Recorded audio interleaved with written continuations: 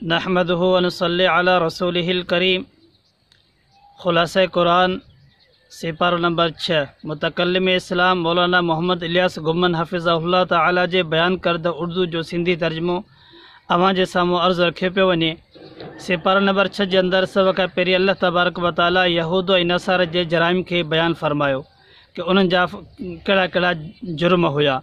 उनमें हिकु जुर्म इहो हो त उन्हनि हज़रत ईसा अलैहिस्सलाम खे क़त्ल करण जी कोशिशि कई। ॿियो अक़ीदे तसलीस के अल्लाह तबारक व ताला इन में बयानु फ़रमायो त हू अक़ीदे तसलीस रखंदड़ हुआ, यानी अल्लाह के अल्लाह जो अक़ीदे तसली अल्लाह के टियों साबित करण जी कोशिशि कंदा हुआ त टे अल्लाह आहिनि। त उनखे बि अल्लाह साईं रद्द फ़रमायो।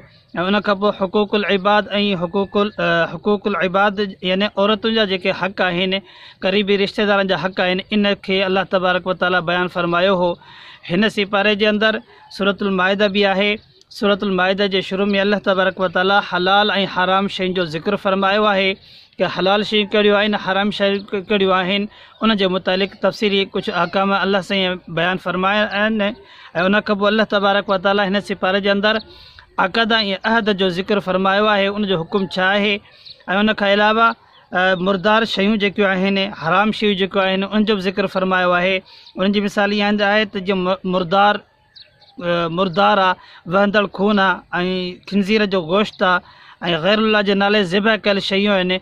अल्लाह साईं इन्हनि खे बयानु फ़रमायो त इहे सभु शयूं हराम आहिनि।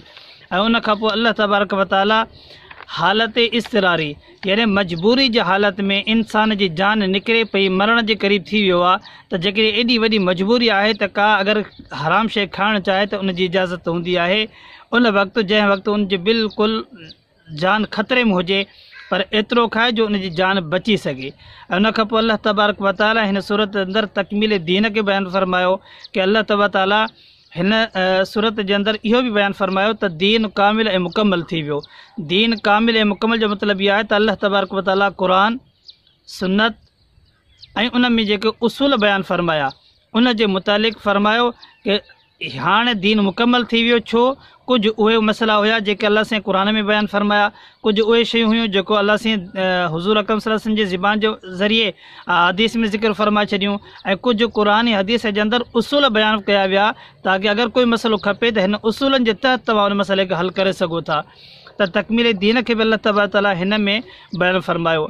ऐं हुन खां अलावा यहूदियुनि जे फितने फ़साद सरकशी तकबुर खे बि अल्लाह तबारक ताला हिन जे अंदरि सिपारे जे अंदरि बयानु फ़रमायो कि यहूदो नसारनि जो चवणु आहे त असीं अल्लाह जे औलाद आहियूं, उन जा महबूब आहियूं। उहो त चवंदा असां अल्लाह जा औलाद आहियूं ऐं अल्लाह जा महबूब आहियूं, असांखे का टेंशन कान्हे का।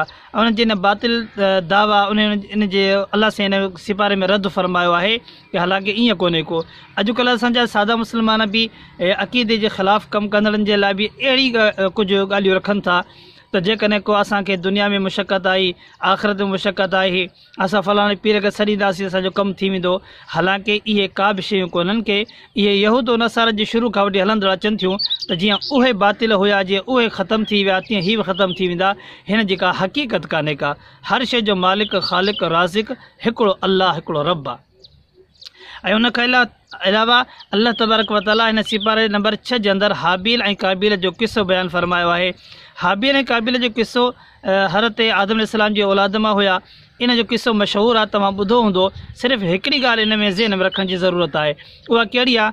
आम जेकी ॻाल्हि ॿुधी वञे थी उहा इहा त भई हज़रत आदम अलैहिस्सलाम जी जेको पुटु ऐं धीउ हूंदा हुआ उनजो पाण में निकाह थींदो।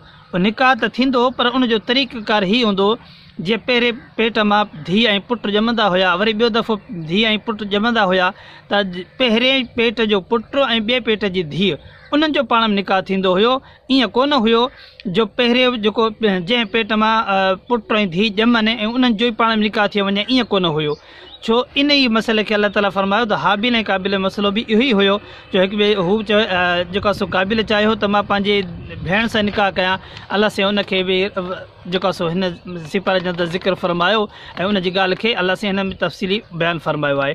ऐं उन खां पोइ अल्लाह तबारक व ताला धाड़ेल बाग़ियुनि ऐं फ़सादीन जी सज़ा जो हुकुम फ़रमायो। धाड़ेल बाग़ी फ़सादी आहिनि जेके, उन्हनि जे लाइ जेको आहे सो सज़ा जो छा हुकुम आहे। ऐं हक़ीक़त ही ॾिठी वञे, जेकॾहिं क़ुर या सुन्नत जे मुताबिक़ अमल कयो वञे ऐं इन्हनि खे सज़ाऊं मिलियूं वञनि त हिन मुल्क जा, हिन इलाइक़े जा, हिन पाकिस्तान जा, हिन पूरी दुनिया जा जेके बि जराइम आहिनि सभु ख़तमु थी सघनि था। हिन धाड़ेलनि खे सज़ा मिले, चोरनि खे सज़ा मिले, उनजा हथ कटिया वञनि जीअं क़ुर में हुकुम आहे। इन जे मुताबिक़ त अज़ ख़ुदि जराइम ख़तमु थी वेंदा। अहिड़ी तरह अल्लाह तबारक व तआला इस्लामी क़वानीन हुदूद जी निफ़ाज़ जी दावत बि ॾिनी आहे। जेकॾहिं तव्हां इस्लाम जे मुताबिक़ ज़िंदगी गुज़ारणु चाहियो था त उन जे लाइ ज़रूरी आहे त इस्लाम जे क़ानून खे नाफ़िज़ कयो। तव्हां आज़ादु घुमंदव, अव्हांखे का तकलीफ़ कान थींदी। मालूम थियो त अल्लाह तबारक व तआला क़ुर करीम जे ज़रिए असांखे केॾी प्यार ऐं मुहबत सां हर शइ सम्झाए छॾी आहे।